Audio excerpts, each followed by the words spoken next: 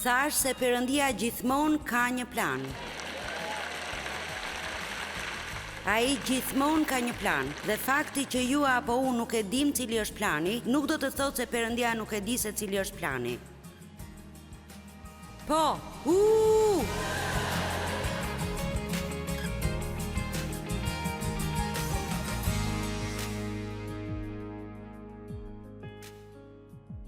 Unë do t'ju lexoj sot një listë me gjërat që do të na duhet i kapërcejmë. Refuzimin, tradhëtin, braktisjen, mosfaljen, ofendimin, vetkeqardhjen, dëshirën për t'u hakmarrë,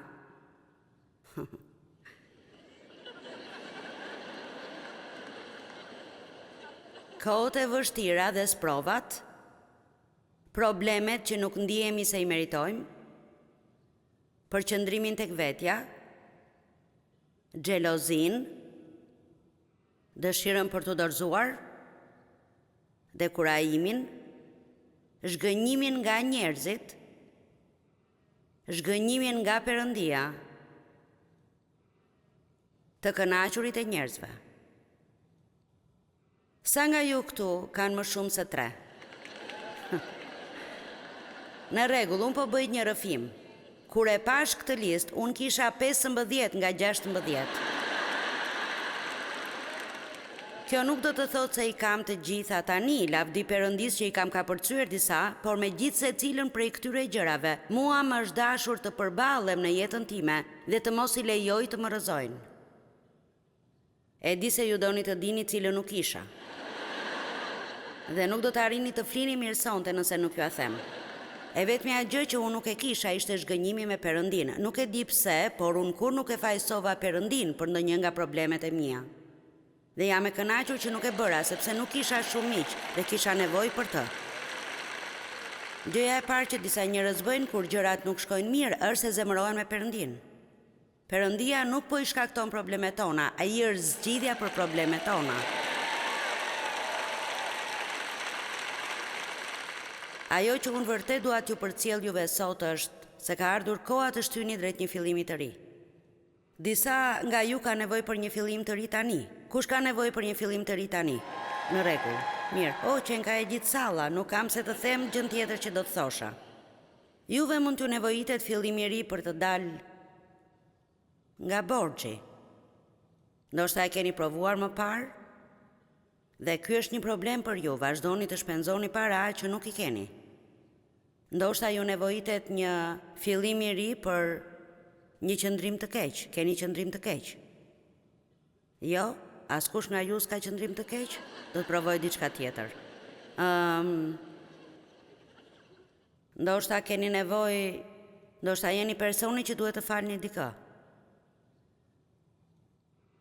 Ndoshta.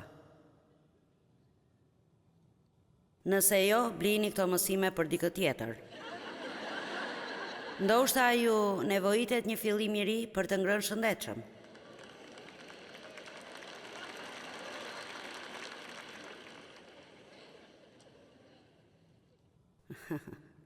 Njerëzit më shohin mua dhe thonë, si ka mundësi në moshën tënde, si ka mundësi të jesh në formë kaq të mirë dhe në masë të vogël. Mirë, unë nuk ha çdo gjë që dua dhe stërvitem 3 herë në javë. Për shumë kohë ecja 8 kilometra në ditë derisa fillova të kisha probleme me këmbët. Kështu gjeta një mënyrë tjetër për ta mposhtur djallin.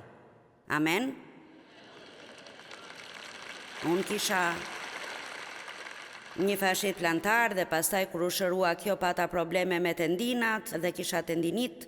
E dini, ka shumë gjëra në gjithë trupin ton dhe të gjitha këto gjëra duan të kenë një lloj iti. Po them ka kaq shumë ite sa nuk është as për të qeshur.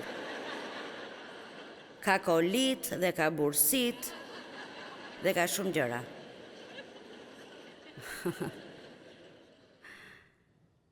Ne kemi nevojë për fillime të reja gjithë kohën, fillojmë diçka dhe ecim mirë, ndoshta ju nevojitet një fillim i ri në jetën e lutjes. Apo një fillim i ri në studimin e Biblës. Ndoshta keni nevojë për një fillim të ri në dhënien e rregullt. E di se si ky mesazh mund të mos jetë i përshtatshëm për të gjithë në një mënyrë apo në një formë. Në rregull, Pali tha që të njoh atë dhe fuqinë e ringjalljes së tij, Filipianëve 3:10 deri në 14. Dhe pjesëmarrje në mundimet e tij, duke u bërë ngjashëm me të në vdekjen e tij. Kështu apostulli Paul po na thot këtu se nëse duam të bëhemi si Jezusi, do të na duhet të mbajmë disa nga vuajtjet e tij. Kjo nuk është një fjalë e keqe, është fjalë nga Bibla. Që në ndonjë mënyrë të mund t'i arrijë ringjalljes prej së vdekurish. Jo se unë tashmë e fitova çmimin ose jam bërë i përsosur, por po çfarë? Vazhdoj të rend për ta zënë, sepse edhe unë u zura nga Jezu Krishti. Në thelba i po thot, nëse mendoj për atë që Jezusi bëri për mua, për ato gjëra që ai kaloi për mua. Forca. Atëherë unë jam i vendosur se do të kaloj çdo gjë që më duhet të kaloj për të qenë personi që Jezusi vdiq që unë të jem. Amen. Vëllezër, sa për vete nuk mendoj se e kam zënë, por bëj këtë. Çfarë deklarate? Unë bëj këtë. Ky është synimi im, kjo është gjëja më e rëndësishme për mua. Duke harruar ato që kam lënë pas. Dhe duke u prirur, e shihni, duke u prirur drejt atyre që kam përpara. Tani nuk e di nëse ky është një mesazh i lumtur për këtë takim, por unë di t'ju them këtë.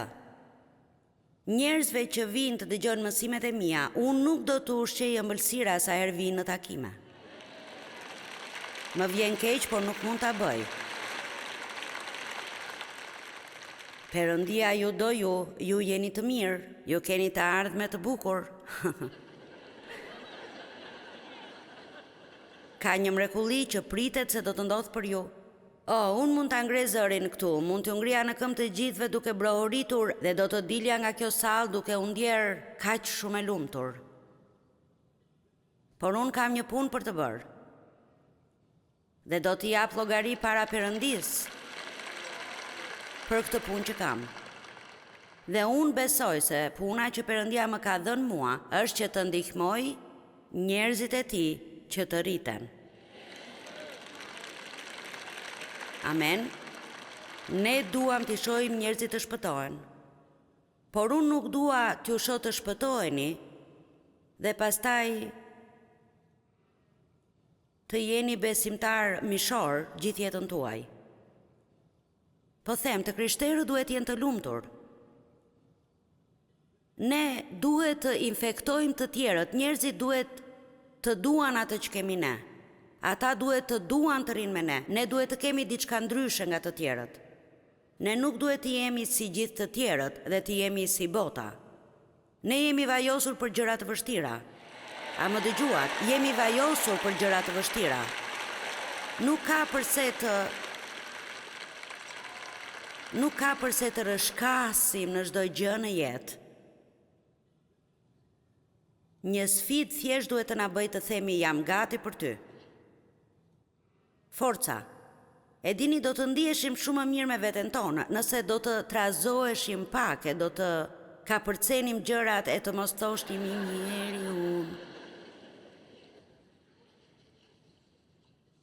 Isaia 61 në vargun 3 na thot se Perëndia na jep vajin e gëzimit në vend të zisë. Mantelin e lavdërimit në vend të një fryme të ligështuar. Jezusi dëshiron që ne të kemi, e kam nënvizuar këtë, pra është e rëndësishme. Jezusi dëshiron që ne të kemi sot një pritshmëri për diçka pozitive, në vend që të pikëllohemi vazhdimisht për atë që kemi humbur.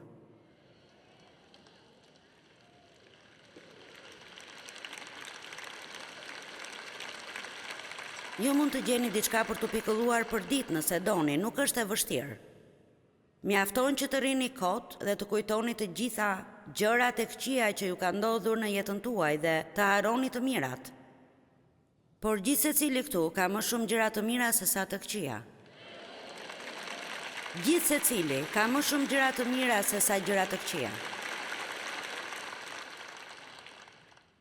Ne flasim për shpresën dhe unë maknita kur zbulova, pasi bëra vërtet një studim mbi shpresën, se shpresa nuk është thjesht unë shpresoj, e dini, unë shpresoj kështu.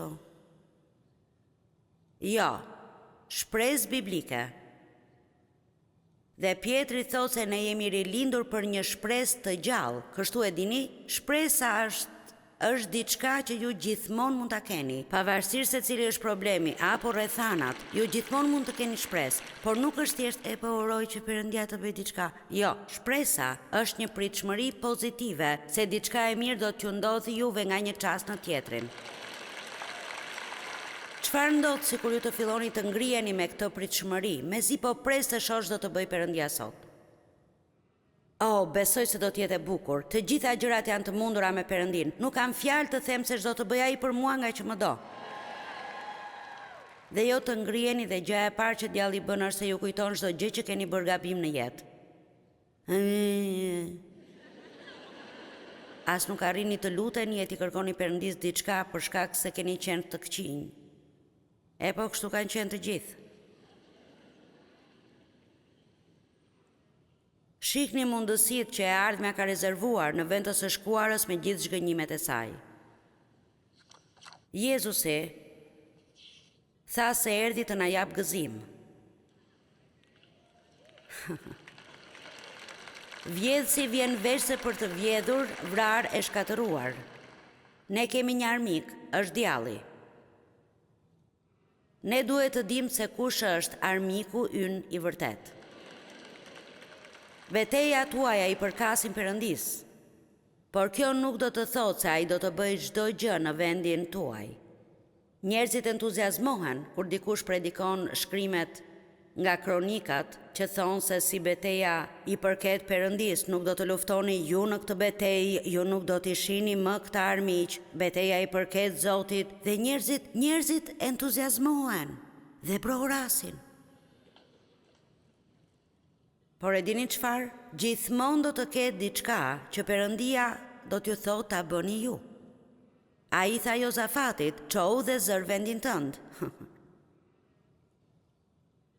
Dhe vendi i tij ishte pozicioni i adhurimit. Dhe kështu, nëse ju keni probleme në vend që tu tregoni të gjithëve për to, thjesht adhuroni. Adhuroni derisa të merrni mrekullinë. Zia është përkufizuar si të ndjesh pikëllim apo vuajtje, të ndjesh i trishtuar për diçka që ka ndodhur apo nuk ka ndodhur. Vjedhsi vjen vetëm për të vrarë, vjedhur e shkatëruar, por unë erdha që ju të keni dhe ta shijoni jetën e ta keni me bollëk plot e përplot derisa të derdhet. Unë dua të jem e krishtere lumtur. Amen. Tani, më duket kjo shumë interesante. Në beslidhjen e vjetër, Perëndia vuri një kufi për zinë që duhet të mbanin njerëzit kur vdiste dikush. Tek ligji për të rirë 34:7 dhe 8. Thuhet Mojsiu ishte 120 vjeç kur vdiq. Shikimi i tij nuk ishte dobësuar dhe fuqia e tij nuk i qempakur, kështu ai ishte ende i fuqishëm.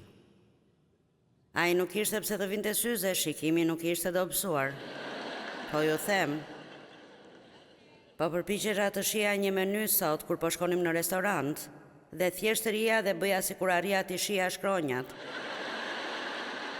Po them, po përpiqesha në çdo mënyrë që ta shija dhe më në fund mendova, pse nuk nxjerr syzet më mirë? Unë e di se nuk mund të shoh ato.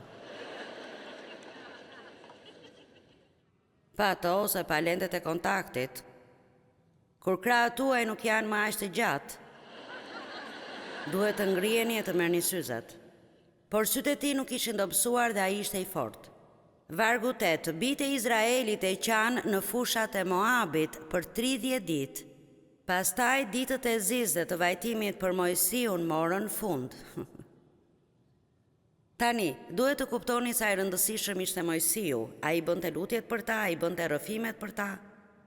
Po them, kur ata silleshin si fëmijë të vegjël tek anjoz, Mojsiu fillonte të lutej. Po them, Mojsiu i bënte lutjet për ta, i lutej Perëndis të vazhdonte t'i bekonte. Dhe ai i nxori ata nga Egjipti dhe përmes shkretëtirës, përmes detit të kuq. Dhe kështu, edhe pse ata mërmërisnin e ankoheshin për Mojsiun, jam me sigurt se e donin atë dhe vërtet mbështeteshin tek ai. Dhe tani ai kishte vdekur. Dhe ata nuk dinin ç'të bënin, nuk ishin ende në tokën e premtuar. Mendova për këtë dhe pyeta veten, çfarë mendonin ata? Po kur Zotja dalin ban. Dëgjoni, ja edhe gjëja e mirë. Perëndia nuk është kur pa një plan. Dhe ata nuk e dinin se cili ishte plani i Perëndis, por ai tashmë e kishte planifikuar që Josueu t'i çonte ata në tokën e premtuar. Thash se Perëndia gjithmonë ka një plan. Ai gjithmonë ka një plan, dhe fakti që ju apo unë nuk e dim cili është plani, nuk do të thotë se Perëndia nuk e di se cili është plani. Po, dëgjova dikë që broriti diku atje, kështu që dhe unë do të broras. Ata kishin mbajtur zi për të për 30 ditë dhe koha e zis kishte mbaruar. Nëse ju keni humbur një njeri të dashur, nuk po them se duhet ta kapërceni këtë për 30 ditë, por ka një parim këtu. Dhe ka një kohë për të mbajtur zi dhe pastaj vjen një kohë për të vazhduar jetën.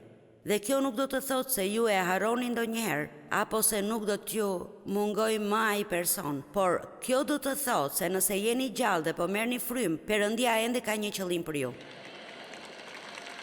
Forca.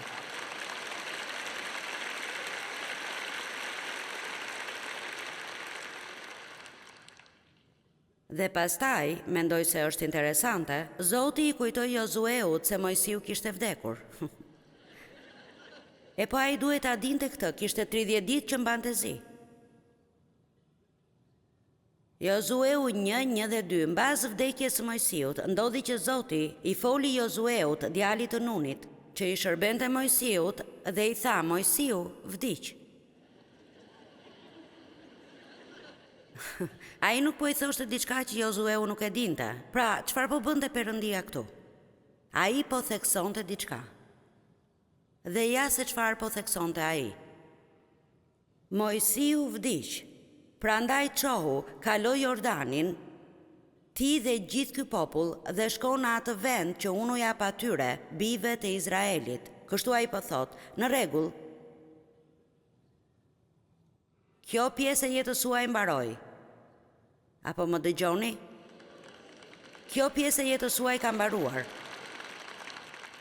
Tani është koha që të ngriheni dhe të vazhdoni përpara. Forca. Çfarëdo qoftë ajo gjë.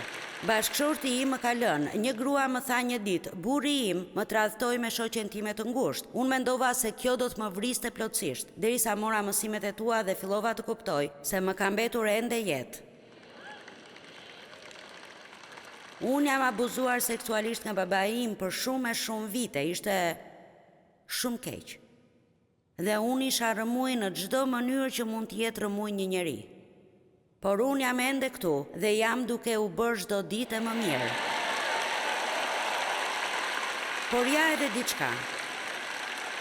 Ja edhe diçka që duhet të ndryshoj nëse doni të keni premtimet e Perëndis.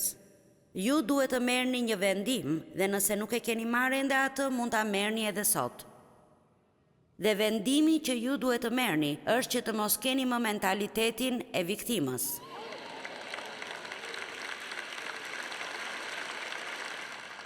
Unë ju dua me gjithë zemër, po të mos ju doja nuk do t'isha këtu. Por ju mund të keni vetkeqardhje ose mund t'jeni të fuqishëm. Por nëse do të rini kot me vetkeqardhje çdo ditë, nga që jeta nuk ju ka trajtuar mirë, atëherë do të humbisni gjërat e mëdha që Perëndia ka për ju.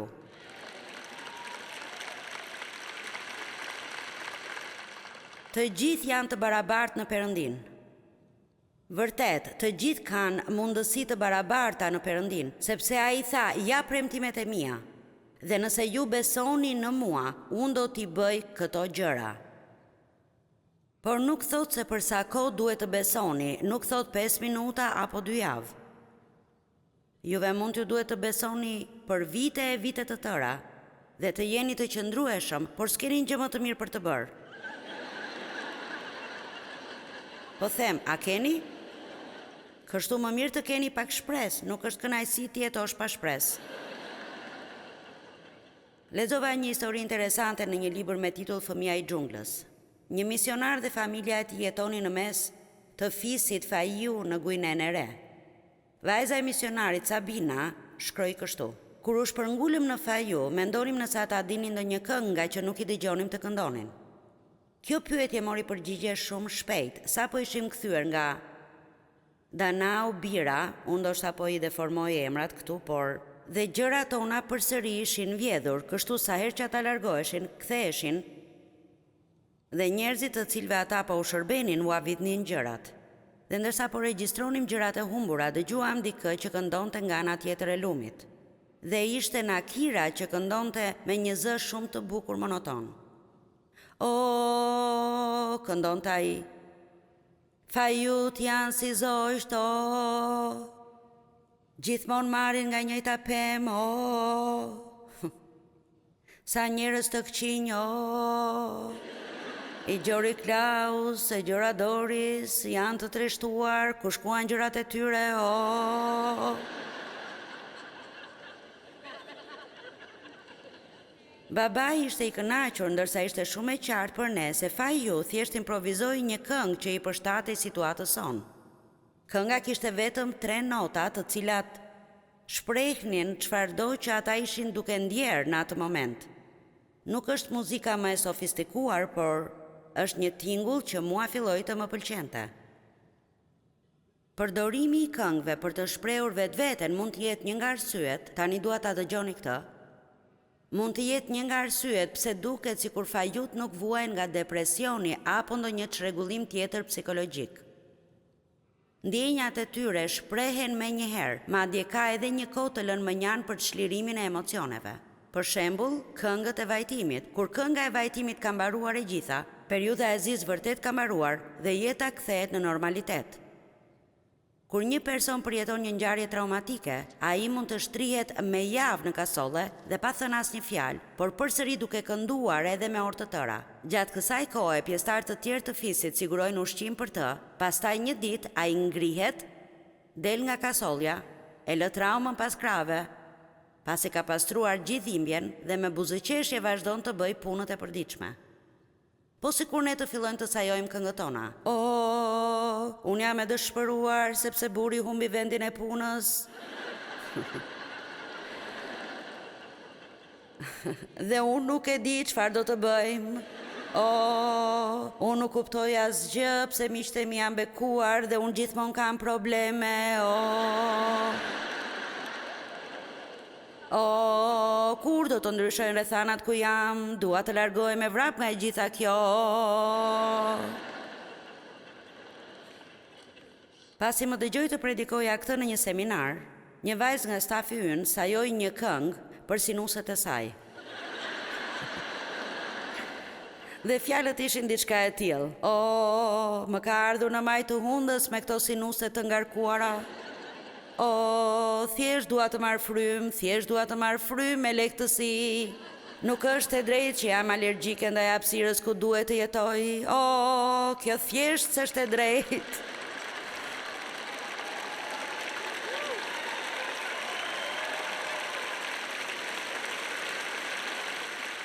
Dhe në fillim unë mendova, çfarë marrëzie. Por e dini çfarë? Kjo është pikërisht ajo që Davidi bëri tek psalmet. Po them, po ti lexoni, ato janë këngë. Aty thuhet një këngë nga Davidi, apo një këngë për këtë, apo një këngë për atë, dhe shumica e tyre janë veçankesa. Nuk e di, bëuni të marrë për Krishtin, provojeni. Forca, ngriuni në këmbë dhe lavdëroni fort Perëndin. Mirë, për të kapur pas fillimeve të reja që Perëndia ka për ju, ka 2 gjëra që ju duhet të bëni. Lërini pas gjërat e së shkuarës dhe ngulmoni drejt gjërave përpara. Do të jetë shumë sfiduese ndonjëherë, por kujtoni atë që Bibla na thot, ju mund të bëni çdo gjë me anë të Krishtit që është forca juaj.